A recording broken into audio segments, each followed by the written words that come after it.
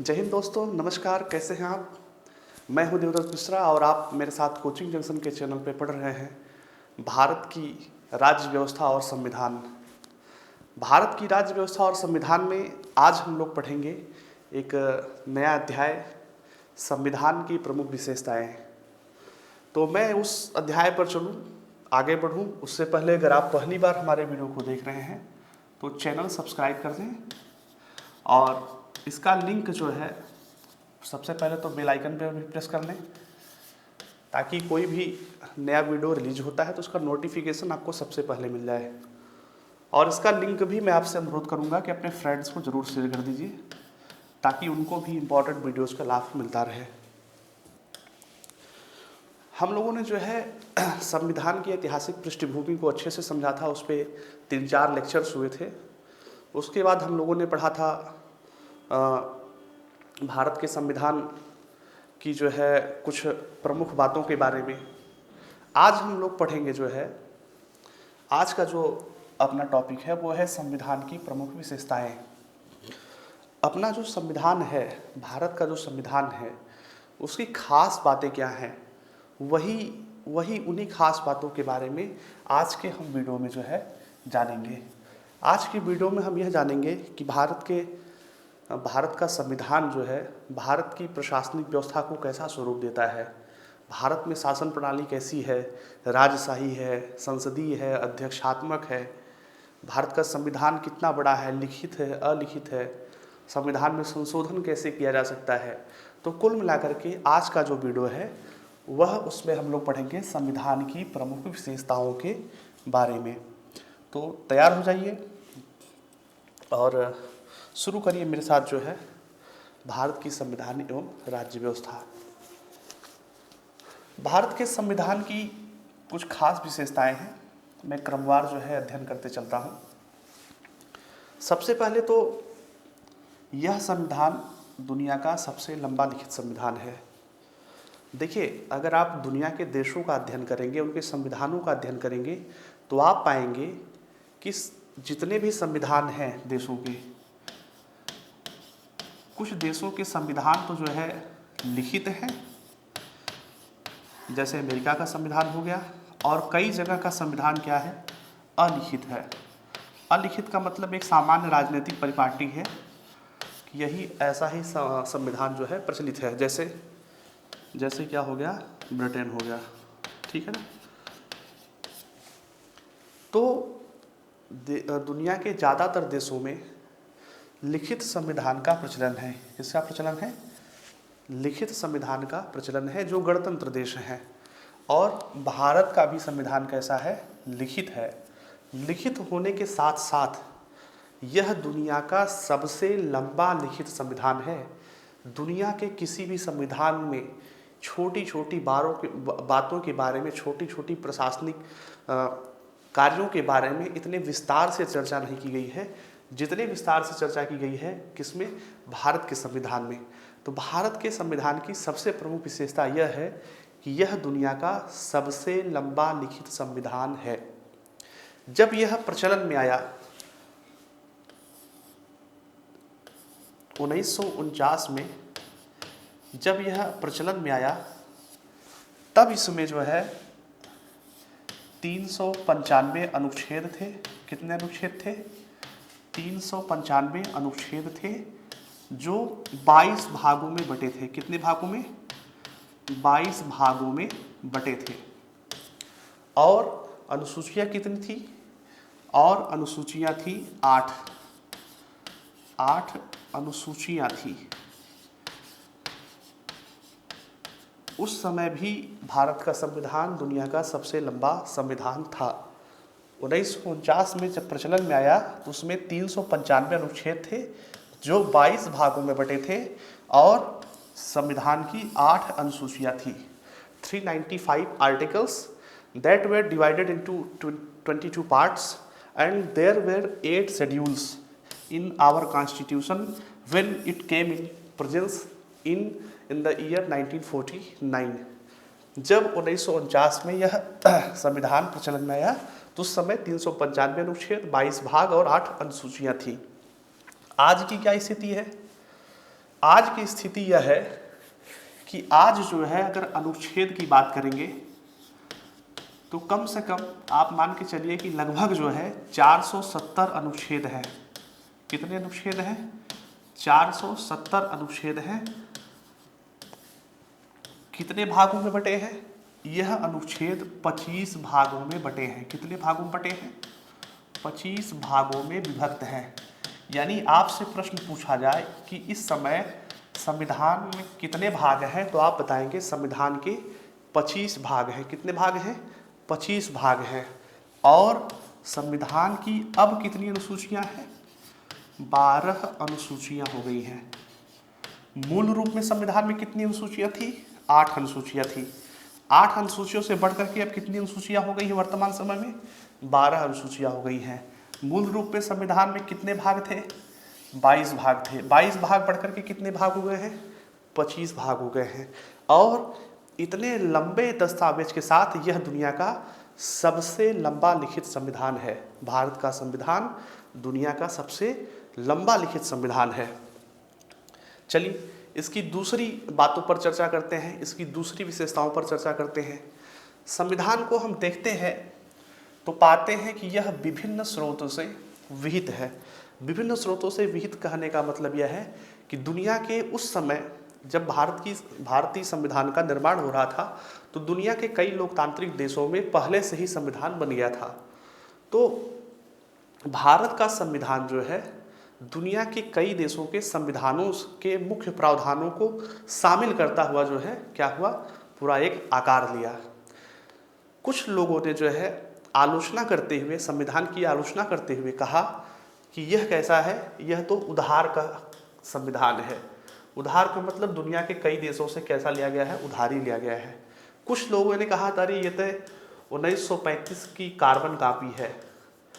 1935 में भारत शासन अधिनियम जो बना था, अंग्रेजों ने जो भारत पर शासन करने के लिए बनाया था, यह उसकी सेम कार्बन कॉपी है।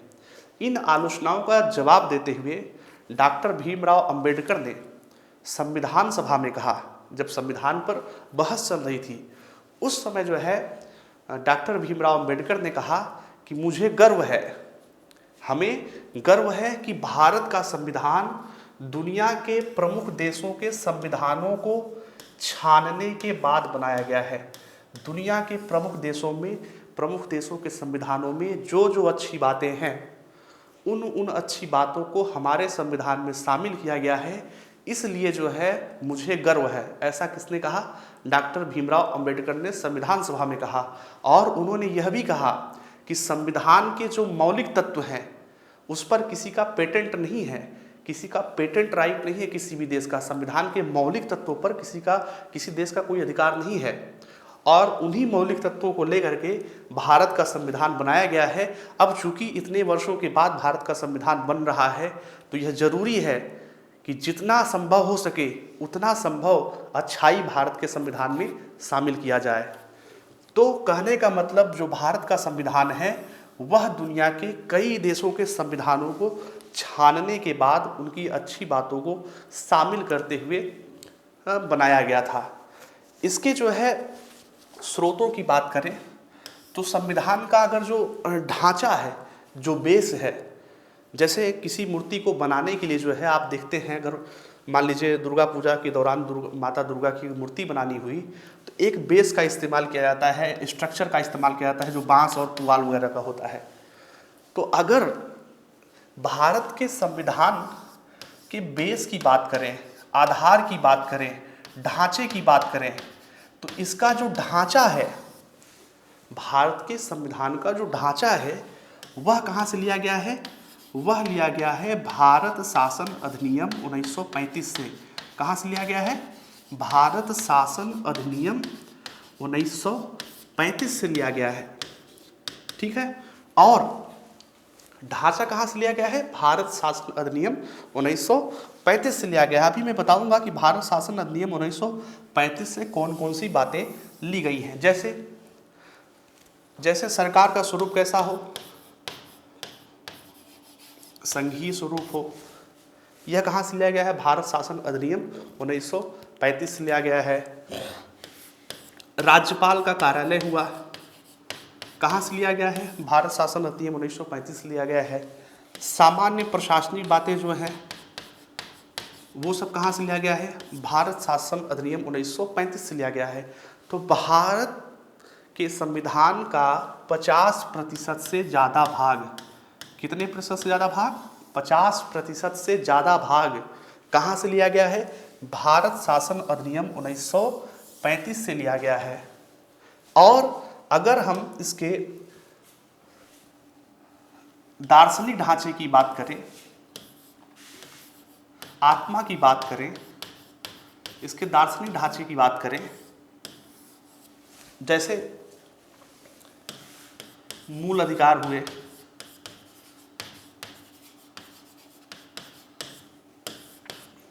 न्यायपालिका की सर्वोच्चता हुई, तो ये जो दार्शनिक ढांचा है, दार्शनिक ढांचा जो है लिया गया है संयुक्त राज्य अमेरिका के संविधान से। भारत के संविधान का जो दार्शनिक ढांचा है वो कहाँ से लिया गया है? वो लिया गया है संयुक्त राज्य अमेरिका के संविधान से लिया गया है। और इसके राजनैतिक ढांचे की अगर हम बात करें, जो पॉलिटिकल ढांचा है, जैसे सरकार का स्वरूप कैसा होगा? संसदीय स्वरूप होगा। कैसा होगा? संसदीय स्वरूप होगा। तो ये सब जो बातें हैं, ये बातें कहाँ से ली गई हैं? ये बातें ली गई हैं ब्रिटेन के संविधान से। कहाँ से ली गई हैं? ब्रिटेन के संविधान से ली गई हैं। मतलब संविधान का, अपने भारत के संविधान का जो मूल ढांचा है वह कहाँ से लिया गया है? भारत शासन अधिनियम 1935 से लिया गया है। दार्शनिक ढांचा कहाँ से लिया गया है? संयुक्त राज्य अमेरिका के संविधान से लिया गया है। और संसदीय ढांचा कहाँ से लिया गया है? संसदीय ढांचा लिया गया है ब्रिटेन के संविधान से। एक एक जो है मैं बातों की बात करूँगा, एक एक उसकी मैं बात करूँगा कि कौन सी चीज़ जो है कहाँ कहाँ से ली गई है, ठीक है ना। उस बारे में मैं आपको विस्तार से बताऊँगा। उसको जो है आप क्या कर सकते हैं, उसको आप नोट आउट भी कर सकते हैं। जैसे कोई आपसे पूछे कि मूल अधिकार कहाँ से लिए गए, आप बताएंगे कि मूल अधिकार जो है लिया गया है कहाँ से? यूएसए के संविधान से। नीति निर्देशक सिद्धांत कहाँ से लिए गए? Directive principle of state policy, जिसे कहते हैं राज्य के नीति निर्देशक सिद्धांत। क्या कहते हैं? राज्य के नीति निर्देशक सिद्धांत। इसकी बात करें तो यह लिया गया है कहाँ से? आयरलैंड के संविधान से लिया गया है।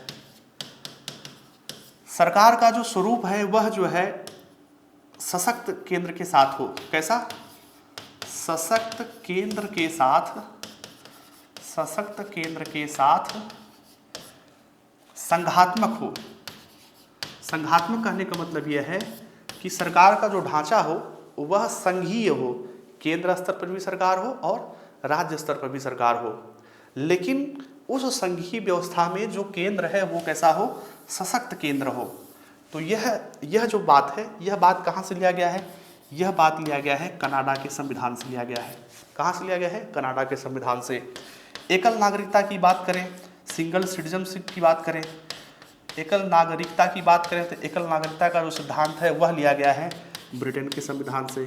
कहाँ से लिया गया है? ब्रिटेन के संविधान से लिया गया है। संविधान संशोधन की बात करें, संविधान संशोधन की प्रक्रिया, संविधान संशोधन की प्रक्रिया जो है लिया गया है दक्षिण अफ्रीका के संविधान से। कहाँ से लिया गया है? दक्षिण अफ्रीका के संविधान से। और आपातकाल के समय आप देखते हैं कि आपातकाल में मूल अधिकार क्या होते हैं? मूल अधिकारों का स्थगन रहता है। मूल अधिकारों का क्या हो जाता है? स्थगन होता है। यह बात कहाँ से लिया गया है? यह बात लिया गया है जर्मनी के वाइमर संविधान से। कहाँ से लिया गया है? जर्मनी के वाइमर संविधान से लिया गया है। और आप देखते हैं हमारे संविधान में कुछ मूल कर्तव्यों की बात की गई है। मूल कर्तव्यों को मूल संविधान में शामिल नहीं किया गया था, लेकिन 1976 में स्वर्ण सिंह कमेटी के आधार पर इंदिरा गांधी की सरकार ने भारत के संविधान में मूल कर्तव्यों को शामिल किया था। जो मूल कर्तव्य का भाग है वह लिया गया है यूएसएसआर के संविधान से। यूएसएसआर का मतलब जो है इस समय आप मान के चलिए कि रूस के संविधान से लिया गया है, जिसमें मौलिक अधिकारों के साथ जो है किसकी बात? मूल कर्तव्यों की भी बात की गई है। मूल अधिकार कहाँ से लिया गया है? संयुक्त राज्य अमेरिका से लिया गया है। Fundamental rights has been taken from the Constitution of USA, but fundamental duties has been taken from the constitution of USSR, मतलब मूल कर्तव्य कहाँ से लिए गए हैं, यूएसएसआर के संविधान से लिए गए हैं। ठीक है, और कुछ बातें हैं, जैसे राज्यों के बीच व्यापार कैसा रहेगा, व्यापार, आवागमन, इन सब की स्वतंत्रता रहेगी। ये जो बात लिखी गई है, ये बात ली गई है ऑस्ट्रेलिया के संविधान से। कहाँ से ली गई है, ऑस्ट्रेलिया के संविधान से ली गई है। तो आप देखते हैं कि भारत के संविधान के जो विभिन्न पहलू हैं वो किसी न किसी देशों के अच्छे संविधानों से लिए गए हैं। ठीक है ना, जो अच्छी अच्छी बातें जहाँ जहाँ दुनिया के जिन जिन देशों में मिली, उन देशों से अच्छी अच्छी बातों को निकाल करके भारत के संविधान में शामिल किया गया। इसलिए जो है भारत का संविधान विभिन्न स्रोतों से विहित है। ठीक है ना, विभिन्न स्रोतों से विहित है। और इसकी खास बात यह है कि यह नम्यता एवं अनम्यता का मिश्रण है। नम्यता का मतलब यह हुआ, जैसे कुछ लोग कहते हैं कि भारत का संविधान पूछते हैं कठोर है या मृदु है। मृदु कहने का मतलब नम्य है, नम्य और कठोर कहने का मतलब ये हुआ कि इसका जो संशोधन है, संविधान का संशोधन कैसे किया जा सकता है, उसकी प्रक्रिया कैसी है। क्या यह जो है एकदम कठोर है, जैसा संयुक्त राज्य अमेरिका का संविधान है जिसमें जो है संशोधन करना इतना कठिन है कि बहुत मुश्किल जो है कोई संशोधन हो पाता है, या इतना लचीला है कि जैसे ब्रिटेन हो जहां संसद का जो मन करे वो जो है संविधान का स्वरूप बना दिया जाता है। तो भारत का संविधान न तो यूएसए की तरह अत्यंत कठोर है और न ही जो है ब्रिटेन की तरह अत्यंत लचीला है, बल्कि भारत का संविधान नम्यता और अनम्यता का मिश्रण है। कैसा, नम्यता और अनम्यता का मिश्रण है। संविधान के कुछ भागों का संशोधन की ही बात हो रही है, संशोधन के आधार पर ही नम्यता एवं अनम्यता की बात होती है। संविधान के कुछ भागों का संशोधन सामान्य विधायी प्रक्रिया की तरह किया जा सकता है। कैसी, सामान्य विधायी प्रक्रिया की तहत किया जा सकता है। जैसे सामान्य विधायी प्रक्रिया क्या है, दोनों सदनों में बहुमत हो जाए। कहाँ हो जाए, दोनों सदनों में बहुमत हो जाए। इसको क्या बोलते हैं, इसको बोलते हैं सामान्य विधायी प्रक्रिया। जैसे भारत में किसी नए राज्य का गठन करना है, किसका गठन करना है, नए राज्य का गठन करना है, तो दोनों सदन अगर बहुमत से कह दें कि उत्तर प्रदेश राज्य को 2 भागों में बांट दिया जाए, उत्तर प्रदेश और उत्तराखंड, तो तुरंत क्या हो जाएगा, वह एक कानून बन जाएगा और नए राज्य का गठन हो जाएगा। यानी आप देखते हैं कि कितनी सरलता से भारतीय संविधान का संशोधन किया जा सकता है। कुछ ऐसे प्रावधान हैं जिनमें संविधान संशोधन की प्रक्रिया बहुत सरल है, जैसे नागरिकता का हो गया, राज्यों के गठन का प्रस्ताव हो गया। इसमें क्या चाहिए, इसमें केवल दोनों सदनों का सामान्य बहुमत चाहिए, बिल्कुल सामान्य विधायी प्रक्रिया की तरह क्या चाहिए, सामान्य बहुमत चाहिए। लेकिन आपने देखा होगा जीएसटी लागू करते समय जो है सबसे पहले तो इसको दोनों सदनों के, कहाँ, दोनों सदनों के 2/3 से अधिक सदस्यों ने इसे क्या किया, पास किया। एक मैंडेटरी काम तो यह हुआ कि इसे क्या कराना पड़ा, संविधान दोनों सदनों के 2/3 से ज्यादा सदस्यों का इसे समर्थन लेना पड़ा। दूसरा, जितने राज्य हैं उसके 50% से ज़्यादा, अगर भारत में 28 राज्य हैं तो कम से कम 15 राज्यों को इस जीएसटी कानून को अपने विधानसभा में अलग से पारित कराना अनिवार्य था, तभी जो है यह क्या बन पाता, कानून बन पाता। यानी हम देखते हैं कि संविधान के कुछ भागों का संशोधन तो बड़ा ही सरल है। बड़ा ही सरल का मतलब दोनों सदनों में सामान्य बहुमत हो जाए तो उस भाग का क्या हो जाता है, संशोधन हो जाता है। लेकिन कुछ भागों का संशोधन इतना कठिन है कि संसद के दोनों सदनों के 2/3 से ज़्यादा सदस्यों का समर्थन चाहिए और कई कई केसों में यह होता है कि 2/3 सदस्यों के समर्थन के अलावा कम से कम आधे राज्यों का अलग से समर्थन चाहिए। ये जो व्यवस्था है, यह व्यवस्था जो है बताई गई है, अनुच्छेद है 368। अनुच्छेद 368 में जो है संविधान संशोधन की बात की गई है। किसकी बात की गई है? संविधान संशोधन की बात की गई है। और उसमें जो है 2 तरीका बताया गया है। पहला तरीका बताया गया है कि कुछ ऐसे कानून हैं जिनको जो है दोनों सदनों के 2/3 से अधिक सदस्य अगर सहमत हो जाए तो वह क्या हो जाएगा? पारित हो जाएगा। लेकिन कुछ ऐसी बातें हैं जिसमें 2/3 से अधिक सदस्यों के अलावा 2/3 से अधिक सदस्यों के अलावा 50% से ज़्यादा राज्यों का भी सहमत होना अनिवार्य है। तो कुल मिलाकर के भारत के संविधान का संशोधन कठोर भी है और नम्य भी है। कुछ भागों का संशोधन अत्यंत सरल है और संविधान के कुछ भागों का संशोधन अत्यंत जटिल है। और आप यह जानते हैं कि संविधान के बेसिक स्ट्रक्चर का तो संशोधन किया ही नहीं जा सकता। बेसिक स्ट्रक्चर का मतलब मूलभूत ढांचे का संशोधन तो किया ही नहीं जा सकता। जैसे कोई अगर ये चाहे कि भारत के शासन की प्रणाली जो है गणतंत्र से हटा करके राजशाही कर दे, तो यह संभव ही नहीं है। ठीक है ना? मतलब कई मामलों में संविधान अत्यंत कठोर है और कई मामलों में संविधान अत्यंत नम्य है। यह संविधान की विशेषता है। और संविधान की क्या विशेषता है? एकात्मकता की ओर झुकाव के साथ संघीय व्यवस्था। अपने संविधान का जो स्वरूप है वह संघीय सरकार को मान्यता देता है। मतलब सरकारों का जो स्वरूप होगा वह कैसा होगा?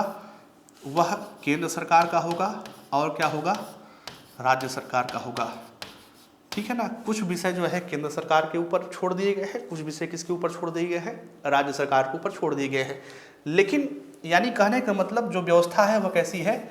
संघीय है, फेडरल है। केंद्र और राज्य दोनों जो है शासन करते हैं एक साथ। लेकिन आप देखेंगे तो पाएंगे कि कहीं न कहीं जो है केंद्र को ज़्यादा अधिकार दिए गए हैं। यानी केंद्र क्या है? सशक्त है।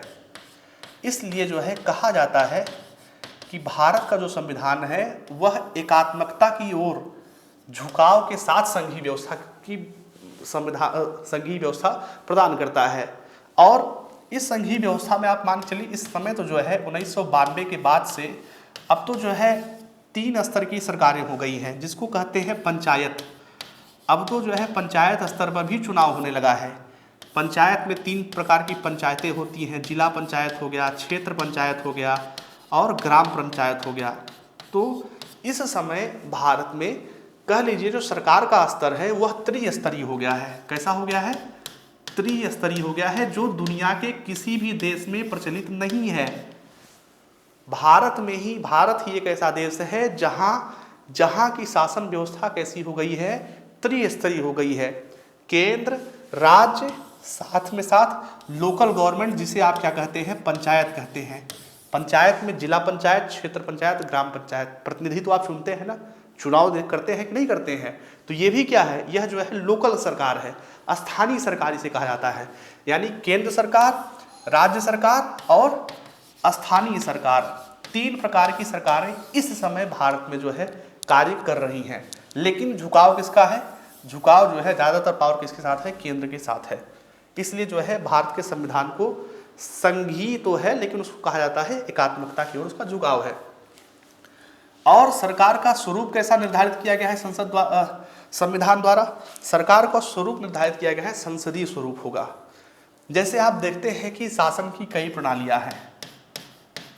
जब आप पॉलिटिकल साइंस पढ़ते हैं, राजनीति विज्ञान पढ़ते हैं, तो उसमें पाते हैं कि शासन की कई प्रणालियां हैं। जैसे एक प्रणाली हो गई राजशाही। आप देखते हैं कि नेपाल में क्या था?